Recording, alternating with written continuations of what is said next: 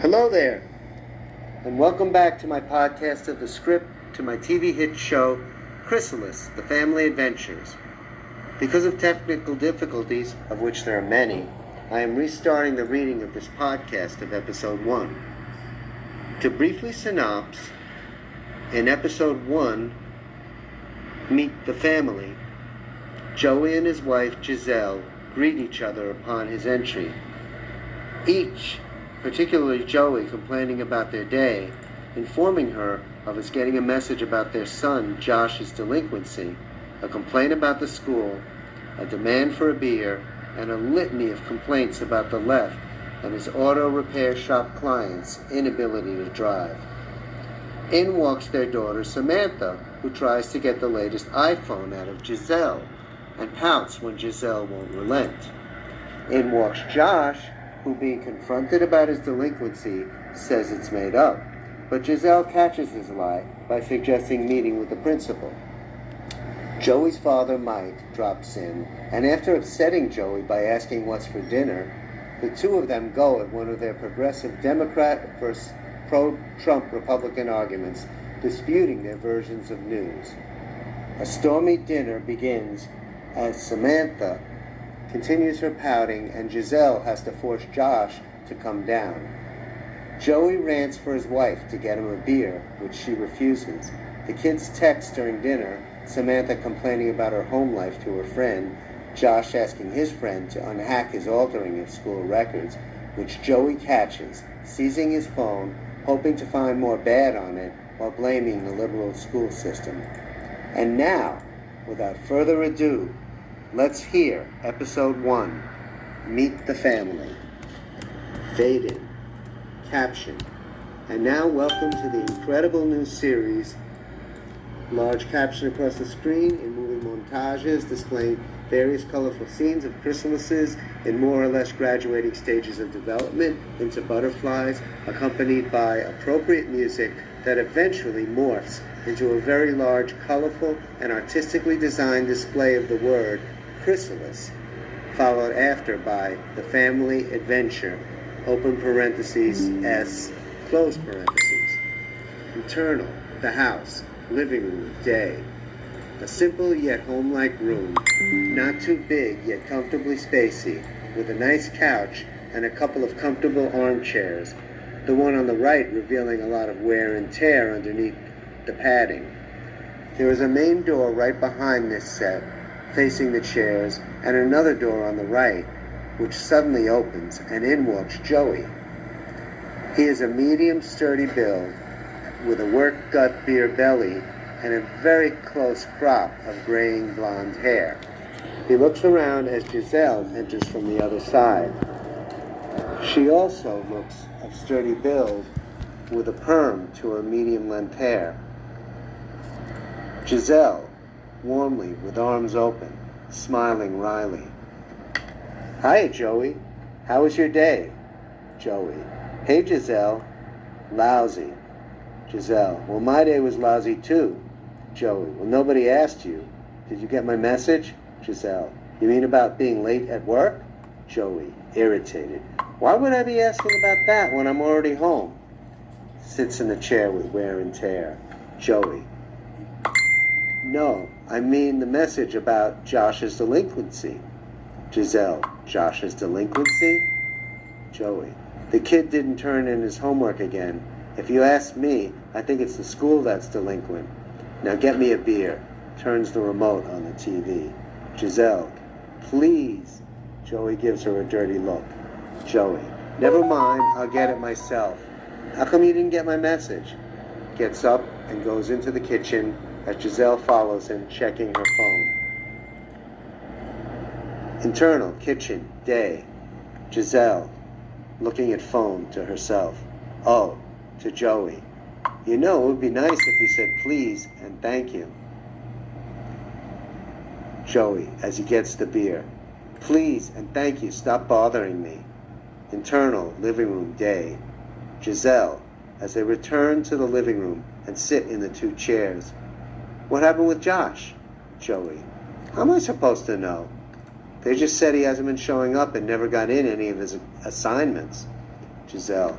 I don't know. That's not like him. He's usually very good about stuff like that. He's top of the class. Joey. That's why I think it's the school that's got the problem. Take all your schools today. They all got problems. Teaching all this lefty propaganda instead of the important stuff. Giselle. You may be right, but I'm concerned about him. Joey. Yeah, it's a shame liberal America is ruining him and many other kids. Giselle. Well, tell me, how was work? Joey. The same old BS. Nobody knows how to drive anymore. Old Levinson got his car totaled on the freeway, brought in a $6,000 repair job. It's a miracle he's alive. Nobody knows how to drive anymore. I don't want to talk about work. Giselle. Wow. Joey. Then take those teenagers getting drunk any time of day. Or the aliens, God help us, running lights to get away from ice. Thank goodness we finally got a president who has the decency to send them back where they belong, instead of living off our tax dollars and making our country unsafe to live in. In walks Samantha. She is a 15-year-old with medium-length, cropped, slightly curly, stylish hair, tasteful looking for a teenager, carrying a cell phone in her right hand. Joey picks up the newspaper, glancing at her out of the corner of his eyes. Samantha, discreetly, softly, to Giselle. Mom, can I see you in the kitchen? Joey. If it's money, little girl, you can talk about it here. Samantha gives him a dirty look. Joey. And then forget about it. Now what is it you need? Giselle. Let me talk to Samantha in the other room. Joey. If it's money, it concerns me. I don't like keeping secrets in this family. Samantha, sullen, walking away. Never mind, I'll text it. Giselle follows her daughter into the kitchen. Joey towards Samantha. I'll find out sooner or later. Louder to both of them. And what's with all this texting? You got something to say it. Talk normal. Giselle, off screen. Well, you're going to have to get used to it. Joey. What are you talking about? You don't even answer my text. Seeing something in the paper, aside to self. Oh, geez, the Democrats are up to their crap again, threatening our national security again, letting criminals in. You lost. Get over it, you stupid fuck. Fade out quickly. Internal, kitchen, day. Samantha and Giselle are arguing. Samantha. But Ma! Giselle. No, honey, I'm sorry. That's way out of our price range. Samantha. But Connie and Tyler, they all got upgrades. Giselle. Well, good for Connie and Tyler. Let their parents go into debt. Samantha. It's so unfair. Giselle. Well, get used to it, Samantha. The world is unfair. Life is unfair. Now let's get dinner ready. Samantha storms out. Giselle, calling after her in anger. Hey, don't walk away when you're asked to do something. She goes into the living room looking completely exasperated. Internal, living room, day. Joey is in his chair reading the paper. He gets agitated and crumples it up and tosses it. In walks Giselle. Joey, what's for dinner? Giselle with cutest affection. Kielbasa? Joey. I love you, honey. That's my favorite. When will it be ready? Giselle, slightly angry. When I'm good and ready to serve it. Joey. Well, you don't have to get mad about it. Giselle. Oh, it's just that little big-mouthed girl of yours. Joey. I told you not to give in to her. Giselle. Who gave in to her? I had to fight with her and it wasn't pleasant. In suddenly walks Josh. He is thin, kind of nerdy looking with short but messily combed hair. His parents both stop and look at him. Joey. Ah, the delinquent himself. What do you have to say for yourself? Josh, perturbed. What are you talking about? Giselle. Your school says you were delinquent. Josh. Delinquent? I don't have a clue what you're talking about. Joey. Well, how about this, smarty? Take a look here. Shows him his phone. Josh. Oh, that's not reliable. You know how easy it is to hack into a cell phone? Joey. Now, why would anyone want to hack into my phone to tell me you're delinquent? Josh. Are you kidding? Could be someone at my school playing a prank. There are a lot of clever geeks out there, Dad. Giselle. I think a meeting with the principal should clear that up then. Giselle goes toward the kitchen. Josh looks nervous but tries to feign confidence. Joey, yeah, your mother's right. We'll get it all straightened out with the principal. Now get ready for dinner. Josh, oh, I don't think that's a great idea. As he walks away, he looks caught and helpless. Joey, nice try. No, actually, I think it's an excellent idea. In the front door walks Mike with a mischievous smile, enhancing his tall, bulky frame like his son's, but not as sturdy. His face flanked nicely with his white beard. Mike, hi Giselle and Joey. What's for dinner? Josh disappears. Giselle, getting up. Hi Mike, I better go get it. Kielbasa walks out into the kitchen. Mike, oh that's fantastic. One of my all-time favorites.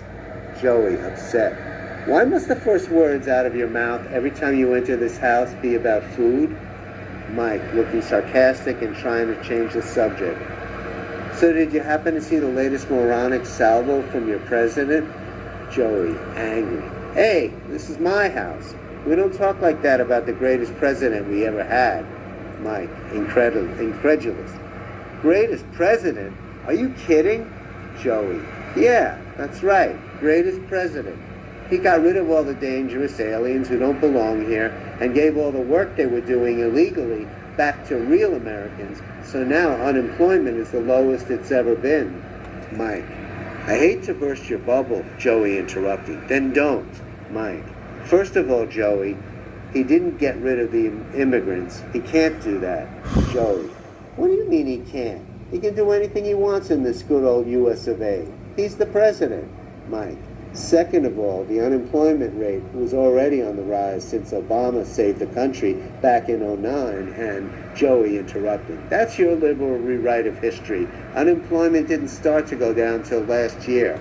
Mike, excited. I don't believe you. I think I left you too long with your grandpa and his moronic ideas rubbed off on you. Joey, my grandpa was a great grandpa. While you left me with Mom and never came to see us, he took the time to be with me.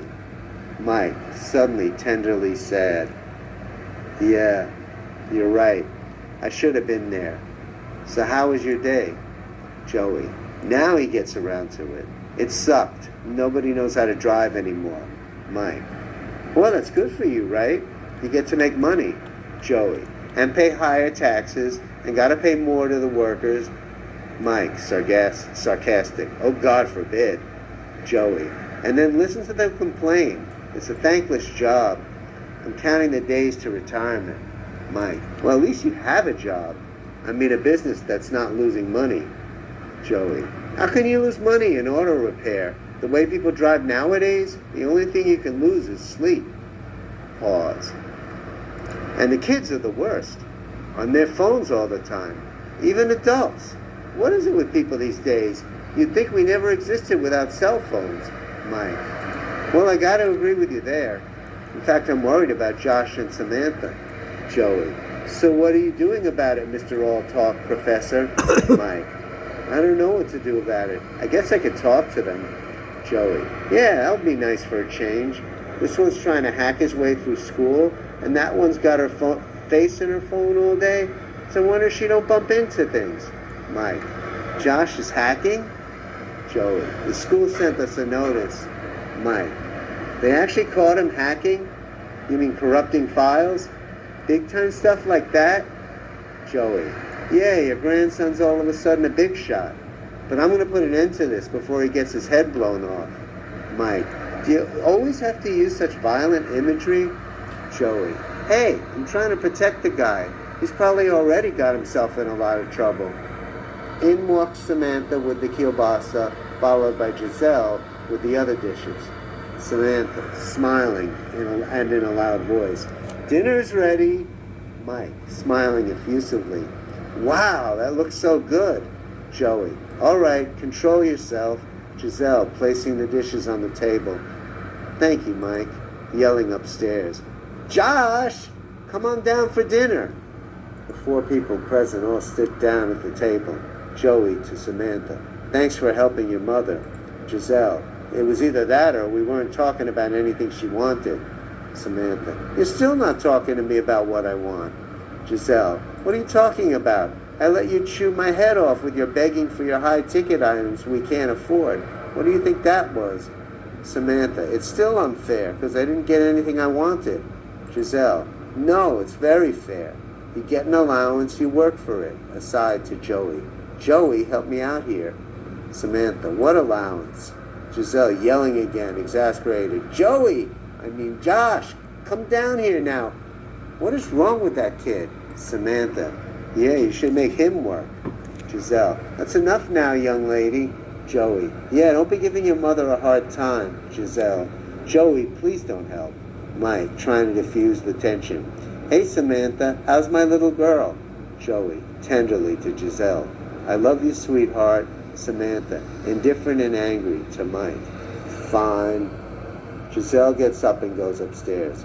Joey, where are you going? Giselle, stopping, turning to look at him. What do you think? To get our delinquent son. Joey, toward her, now out of sight. Ah, let him starve. Mike, great example you're setting for your children.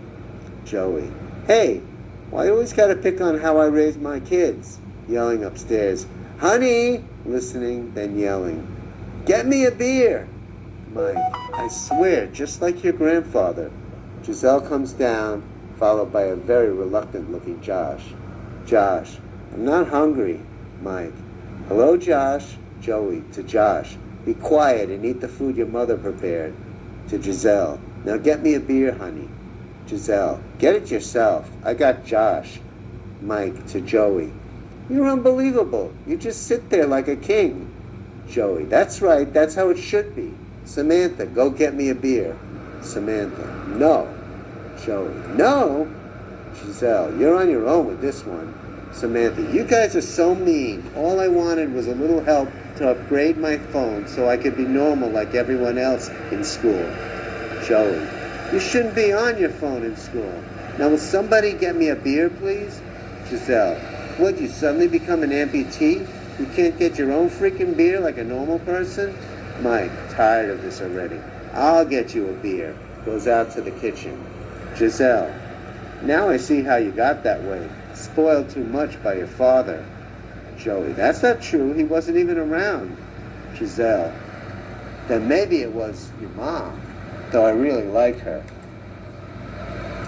Both kids are glued to their phones. Samantha eating her food, Josh ignoring his. Mike returns with the beer, and they all eat while the following conversation ensues, food in their mouths. Joey, let me tell you something. When my grandpa asked for a beer, my grandma always came running. Samantha grimaces at him. Giselle, didn't she die when you were very young? Joey, well, that's how grandpa always used to tell her. Giselle, that can't be true. How do you know he wasn't making it up? Mike, no, he's right. That's exactly how it happened, unfortunately. Giselle, well, that's disgraceful. Any woman would be so cowardly to submit to that. Samantha appears to be really engaged in a texting conversation. Image, text being typed, Samantha. My folks are such morons. I hate them. Image, text being typed, Grace. Image, text, Grace, flashes. I can't believe you said that. Image, text being typed, Samantha. LOL, you should have been here. You'd know what I mean. Image, text, Grace, flashes. Gotcha. You're funny, Sam. Mike to Samantha. Looks like you're having a really interesting conversation there. Samantha, clearly bothered but trying not to show it. Not really. Giselle, peeved. Samantha, Josh, eat your food. Josh looks up from his phone at her with an undertone of defiance. Samantha, I am eating. You don't think I can multitask? Giselle, now more upset. You shouldn't multitask. Josh, you're really pissing me off. I worked hard on it. Eat your food. Josh stays glued to his phone, not eating, ignoring his mom. Joey, hey, don't challenge your mother like that. Josh, I'm not hungry. Joey, well, eat anyway. Nobody cares. They eat in silence. Josh picks up some food with his fork and puts it in his mouth so he can get back on his phone. Image, text being typed, Josh. Sudden change, you gotta unhack me. Image, text, Michael, flashes. Huh? What do you mean? Image, text being typed, Josh. You gotta fix my school records so they look normal. All of a sudden, the phone is yanked out from under him. Joey, looking at phone. Fix my school records so they look normal. Josh looks really trapped and helpless. Joey, starting to lose it. Fix my school records so they look normal. Boy, you are so busted. To Giselle and Mike. Is there a way to put a monitor on his phone? Both of them look helpless to answer his question, and Josh giggles reservedly under his breath. Joey, hey! Slams his hand down. Don't get smart with me. Josh loses the smirk. Joey, we're going to have a parent-teacher conference and fix all your delinquencies. How do you feel now? We'll just hold on to your phone for now. And you're grounded. Josh sits there stunned and stone-faced. Giselle also freezes up. Giselle tries to be stone-faced, but Samantha tries to be stone-faced, but betrays a smile of satisfaction. Joey, to Josh. What do you have to say for yourself now? Giselle, calm. I think he's had enough for now. Josh, finish up your plate and go to your room. Joey, nah, wait. To Josh, softer. At first I really thought you were the victim of a terrible liberal education system. Mike, upset. Do you always have to bring that in? Joey, hey, I still think they drove him to this. Let me talk to Josh uninterrupted, please. Back to Josh. Now, as far as you're concerned, I had faith in you. Giselle, no you didn't. Joey, will you stop interrupting me? My God, can't anybody have a conversation without getting interrupted every 5 seconds? Back to Josh. Now, Josh, I can understand you're upset at this creepy education system. Mike shoots an upset look in his direction. Joey, and I would have been ready to back you up with that. But you really went too far by hacking into your school records, even if they are teaching you to live a life of crime. Now, this is serious. What else don't I know about? Josh is frozen, not saying anything. Joey, there's something else, isn't there? There's a cold silence. Everyone waiting for Josh to speak. Joey, what else did you do? Josh, I didn't do anything else. Joey, then why did it take so long for you to say that? Giselle, all right, Joey, let him go. He's already done enough wrong. He says that was all. Joey, boy, are you so naive. To Josh, well, I got your phone. I can find out what else you did. Don't worry, I will. You're busted. You really disappoint me. To Giselle, and don't be trying to cover for him. He picks up Josh's phone and tries to figure out what to look for on it. Joey, to Josh, I know you're not going to help me, but I'll find somebody who can. Dad? Mike, I hate to disappoint you, Joey, but my expertise is not in phones. Joey, so what is it in then? Mike, I'm a social scientist. Joey, what kind of a useless profession is that? Mike, it's a very important one that holds the key to solving the world's most pressing problems. Joey, well, stop holding the key and start solving them then. At least I really fix cars. Mike, whoa, before you get totally insulting. Giselle interrupting. People, can we get back to the problem at hand? Josh, finish your food, please, so you can go up to your room. Joey, this isn't over yet, buddy. I'm going to find out everything. Josh, good luck. There's nothing to find. Joey, no matter what you say, I'll find it anyway. Josh eats very slowly, agitating Joey. Joey, Josh, eat up. Hurry up so you can start being grounded quickly. Josh angrily puts the plate on the table, food unfinished, and storms upstairs. Giselle looks upset but restrains herself from talking. Joey, I was right all along about the hacking. He admitted it. Now we gotta figure out what else is on his phone that he's hiding. Mike, you don't believe him when he says there's nothing to find. Joey, of course not. Yet you believe Trump when he says he's done nothing wrong. Joey, what are you talking about? He admitted it on his phone when he texted his friend to fix his school records. Why do you always have to bring in Trump? Mike, because Trump kept insisting there was nothing to find by investigating him, and Josh just said there's nothing to find by searching his phone. How come you're so ready to trust your own president, but can't even trust your own son? Joey. Because my son's a moron, and the president is a great man of accomplishment. Plus, they really didn't find anything.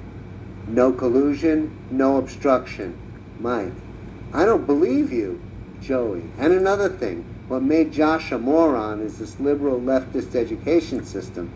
There's no more real American education like there used to be. They got black education, illegal education. Mike. Illegal education? Joey. Yeah, education for illegals. You teach enough of that stuff, then the kids get the idea that it's okay to do things that are illegal. Fade out.